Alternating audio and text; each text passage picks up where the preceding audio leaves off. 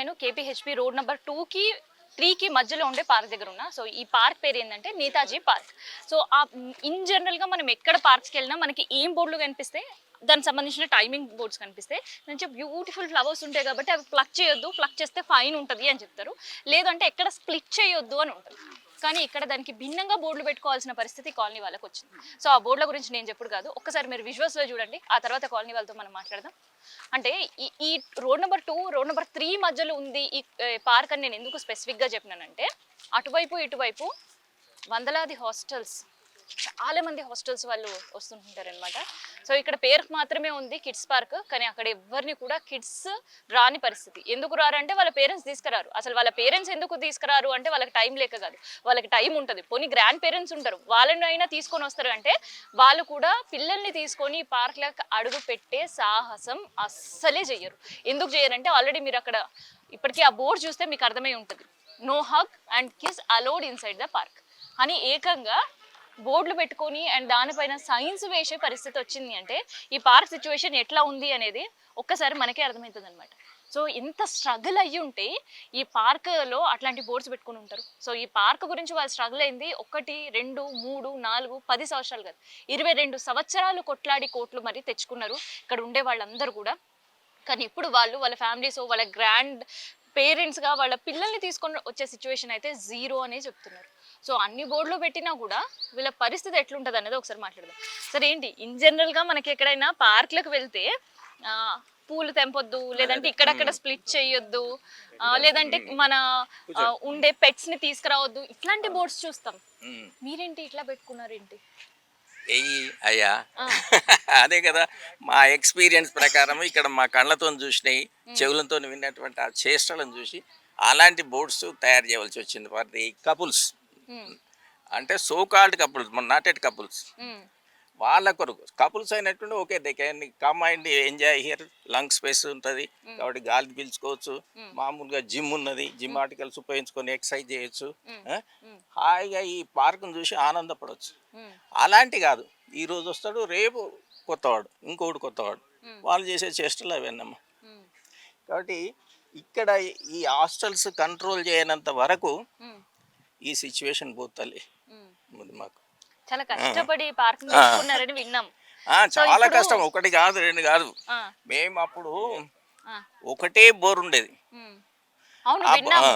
వాటి పార్క్ మీరు సంపాదించుకోవడానికి పడ్డ కష్టం ఏంది, ఆ తర్వాత దీని డెవలప్మెంట్ కష్టం ఏంది అన్నా కూడా మేము విన్నాము. ఇప్పుడు మీ మనవరాళ్ళనో మనమళ్ళనో ఇంట్లో ఎవరైనా పిల్లలనో తీసుకొని వచ్చే పరిస్థితి ఉంది పార్క్లకి? లేదు, అస్సలు లేదు. తన ఇంట్లో 4 ఉన్నారు పిల్లలు, మనమరాళ్ళు. ఏమంటారు సార్, పిల్లలు వస్తే ఇది పిల్లల పార్క్, వాళ్ళకి ఏదో తప్పు చెప్పి నేనే బయటపడతామ్మా.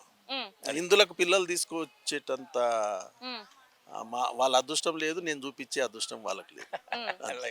ఎందుకంటే ఇక్కడ వచ్చి చూసేటాకల్లా ప్రతి ఒక్కరు ఒక్కొక్క రకమైన యాంగిల్స్ లో ఉంటారమ్మా. మెయిన్ పాయింట్ మీకు నేను మరి చెప్పవలసిన అవసరం లేరు, ఆ బోర్డులను చూస్తే మీకు అర్థమై ఉంటుంది. వాళ్ళు చేసే శాస్త్రాల గురించి ఆ బోర్డులు ఏమంటే ఇట్లే కూర్చుంటారమ్మా. మనమన్నా పోతున్నా లొల్లి పెట్టిన అందరు కలిసి 4 మధ్యన ఒక్కరు, 2 మధ్యన ఒక్కరు, వాళ్ళు చేసే పనులు అన్ని వెహికల్ చేస్తారు. ఇంకోటి తాగొచ్చుడు బోత్.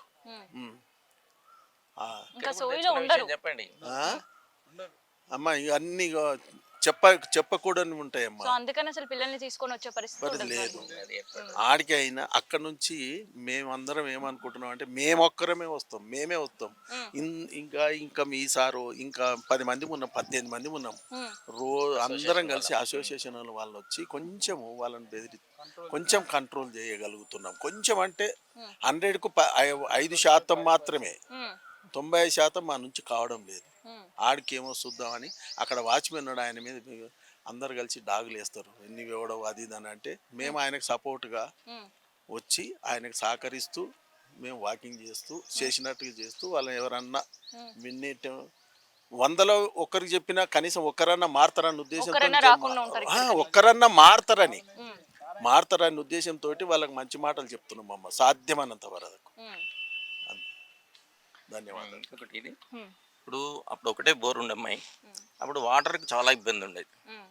ఉంటే ఏం చేసేదంటే ఇప్పుడు మిస్టర్ సాంబయ్య గారు దానికి ఇన్ఛార్జ్ ఉండి, అంటే అసోసియేషన్ తరఫునే అన్నీ ఒక చిన్న లావు పైపులు ఎంత ఒక 20 మీటర్స్ ఉండేటువంటి అన్నీ కొనుక్కొచ్చుకున్నాం. కొనుక్కొచ్చుకొని అప్పుడు ఏం చేసేదంటే ఇంటికి 150 రూపాయలు వసూలు చేసేది. నీళ్లు ఉండేది. తర్వాత ఈ చెట్లకు నీళ్ళు పడడానికి ఒక వాచ్మెన్ పెట్టాం. ఆయనకు జీతం ఇవ్వాలి కాబట్టి ఎవరు ఇవ్వాలి? అసోసియేషన్లో అప్పుడు 100 రూపీస్ మెంబర్షిప్ ఫీజు, అది కూడా తక్కువ ఉండేది. అప్పుడు ఏం చేసినాం, ఇంటింటికి ఎవరైతే నీళ్ళు తీసుకుంటారో ఆ ఇంటికి 150 రూపాయలు ఒక్కొక్క లైన్కి. అప్పుడు ఆ లైన్ కూడా పైప్ లైన్ ఎంచినాం. అప్పుడు కావ్య వాళ్ళ కార్పొరేటర్ గారు ఉన్నప్పుడు, అంతకుముందు ఆమె ఎవరు సామ్రాజ్యం గారు ఉన్నప్పుడు పైప్ లైన్ ఎంచి బోర్ వాటర్ పెట్టేది, అయినా రాకపోవు. అప్పుడు ఏం చేసినామంటే ప్లాంటేషన్ చేస్తే ఎవరైనా కూడా మళ్ళీ చెట్లను నరకకుండా ఉంటారు. వేరే ఆకుపై కాదు, ఇది కమర్షియల్ కాంప్లెక్స్ కాదు. అప్పుడు మన ఫారెస్ట్ డిపార్ట్మెంట్ నుంచి కూడా ఫైట్ చేసే అవకాశం ఉంటుంది కాబట్టి అని బౌండరీ చుట్టూరుగా 2008-9లా మొత్తం ఈ చెట్లు నాటించినామమ్మా. అప్పటి నుంచి ఆ చెట్లు కూడా ఎట్లా అంటే ఒక 10 ప్లాస్టిక్ బిందెలు కొనిచ్చినాం ఆ వాచ్మెన్కు. ఎవరింట్లో బోర్ ఉంటుందో అవి పట్టుకొచ్చిపోయాలి నీళ్ళు ఆయన. సో అంత కష్టపడి అంత సాధించుకున్నారు ఈ park. కష్టపడితేనే ఈ రూపానికి వచ్చిందమ్మా. ఫస్ట్ బేస్ ఏంటంటే లంగ్ స్పేస్ వరకు we fight it because it is green belt. మనకు అదేంటి వాటర్ లేఅవుట్లో ఇచ్చారు. తర్వాత హౌసింగ్ బోర్డు లేఅవుట్ ఏం చేసిందంటే అది మార్చేసి సెకండ్ లేఅవుట్ ఇచ్చి కమర్షియల్ కాంప్లెక్స్ అని పెట్టారు. కానీ మా అసోసియేషన్ వాళ్ళం ఏం చేసినాం అంటే ఈ హౌసింగ్ అది వాటర్ వర్క్స్ దాంట్లోకి పోయి పెద్ద లేఅవుట్ అది తీసుకొచ్చి అది సబ్మిట్ చేస్తే అప్పుడు ఒక 2004లో మనం కేసేసి సో మరి అంత కష్టపడ్డారు, అసలు ఈ పార్క్ పరిస్థితి చూస్తుంటే ఏమనిపిస్తుంది అసలు ఇప్పుడు?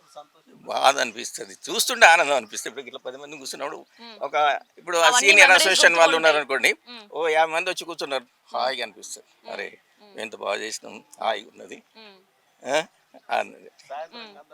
అట్లా సాయంత్రం కాగానే బాధనా?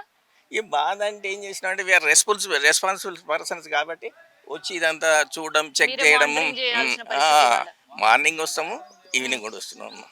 మొత్తం ఇది ఇప్పటి వరకు అయితే డిసిప్లిన్గా మెయింటైన్ అవుతుంది.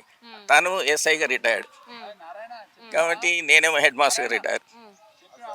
తను సారు జిహెచ్ఎంసీలో డిప్యూటీ కమిషనర్ రిటైర్, వారు వాటర్ వర్క్స్లో రిటైర్. ఇట్లా రిటైర్ అయినటువంటి పర్సన్సే రెస్పాన్సిబిలిటీగా ఉండి మొత్తం మీద అసోసియేషన్ నడిపించి పార్కును ఒక పద్ధతిగా ఏంది 95% ఒక పద్ధతిగా తీసుకొచ్చింది. సో ఇదన్నమాట ఇందాక నేను ఎందుకు ఇక్కడ చాలా డిఫరెంట్గా బోర్డులు పెట్టిర్రు అనేది చెప్పిన దానికి ఇది పరిస్థితి. సో పార్కుని తెచ్చి కాపాడుకొని దానిపైన కేసు విన్నయి పార్కుని ఒక రూపానికి తీసుకురావడం కంటే కూడా ఇక్కడ ఉండే వెకిలి చేష్టలకి ఇంకా ఇబ్బంది పడుతున్న పరిస్థితి. సో మరి దీనికి సొల్యూషన్ ఎవరు చెప్పాలి అనేది ఇప్పటికే తెలిసి ఉంటుంది.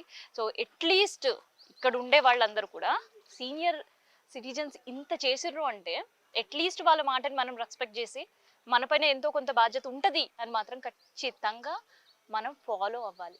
మినిమం పోనీ వాళ్ళు చెప్పిన మాట ఫాలో కాకుండా అసలు సోషల్గా మనం బయటకు వచ్చినప్పుడు సొసైటీలో ఎట్లుండాలని మినిమం కామన్ సెన్స్తో అయినా బిహేవ్ చేస్తే చాలు అని నాకు ఈ పార్క్ వచ్చిన తర్వాత అర్థమైంది.